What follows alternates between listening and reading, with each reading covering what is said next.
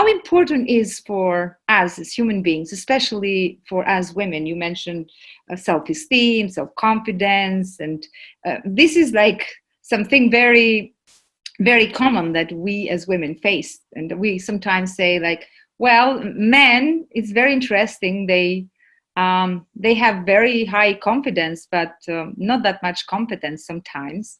Yes. Women do the opposite. Women have high competence, but not that much confidence. And how do we set that goal? You set that goal for success and you kept the goal, you reached the goal. How do we, you are the master of setting goals for success. So what would you share for us and many women who are watching this interview today? How do we set that goal for success, and how do we keep ourselves accountable? Well, let me give you a two-part answer. I want to respond to the fact of women and self-esteem. 2 out of 3 women in America have low self-esteem. I always used to say to my audiences, look to the right, look to the left. One of you is okay. 2 of you are in trouble. And the point of that was that, 1 out of 3 of you have high self-esteem. And that's just the statistics. And it's usually by about the 5th grade that most women decide if they're pretty or not. They decide if they're smart or not. They decide if they're athletic or not. They decide if they're lovable or not. And that usually depends on your childhood, your parents, how they treat you and versus your siblings.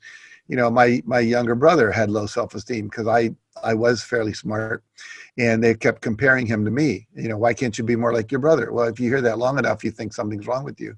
And my brother is a very competent psychotherapist right now. And, but it took him a long time to get there. I think that self-esteem is built. Self-esteem is really made up of several components. It's feeling lovable, capable, and significant.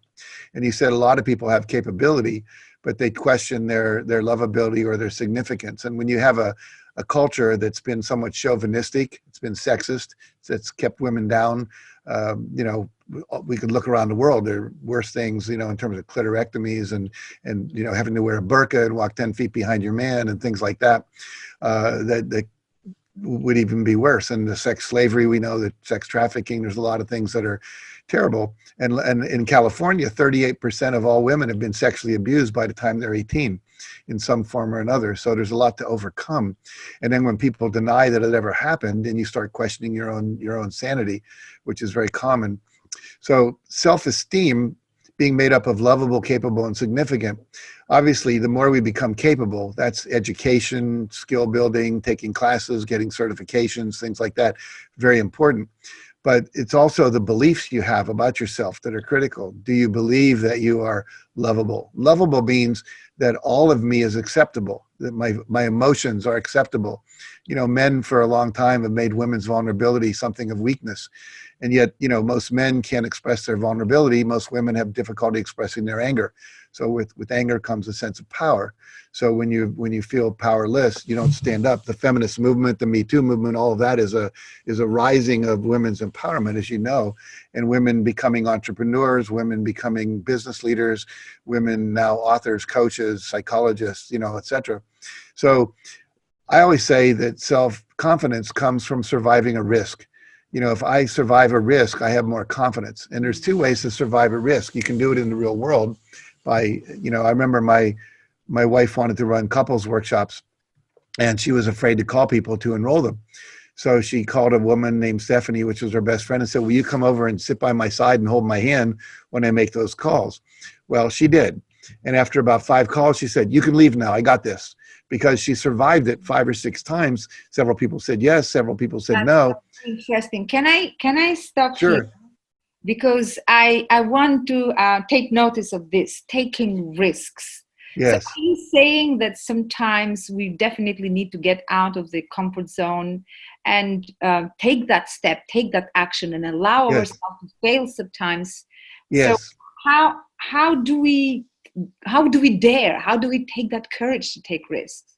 Well, I think there are several things that are true. Number one, all new behavior is outside your comfort zone. Anything you do that's new, even going to a new restaurant, going into a boutique where the prices are a little more expensive than what you normally spend, you're out of your comfort zone. I can remember the first time I bought a shirt for $100. I used to go to Nordstrom's, get $38 shirts, and then someone said, you can afford more expensive shirts now. And I went like, but why? They said, well, they're better. Anyway, I did. And I felt uncomfortable. What am I doing in here? This is not what I'm normally used to. The first time I went, I spoke to the Women's Congressional Caucus, which is all the women senators, congressmen, and women governors in America.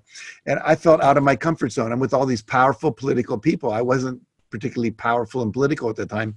And so anytime you do something new, like first time you go to a yoga class, you're afraid you're not going to bend enough. You're not going to be able to do it. You're going to be awkward, whatever.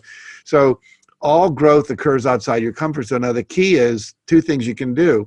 Number one, take smaller risks to get started.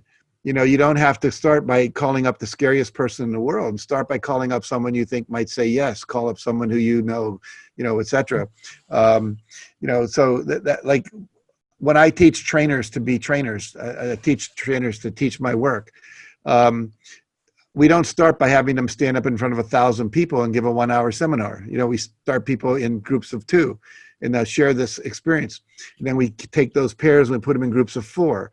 And then we put those groups of 4 together and make groups of 8. Now you're comfortable speaking in front of 7 people. And then eventually people can stand up and speak to maybe the 200 people that are in that workshop. So it's building up a gradient of trust. And that was true for me. I started teaching high school. That wasn't that scary. And then I taught teachers. Now I've got 100 teachers in the room. It's a little more scary, but I survived that. Then I did a teachers conference with 300 people, survived that. The largest group I've spoken to now is 20,000 people.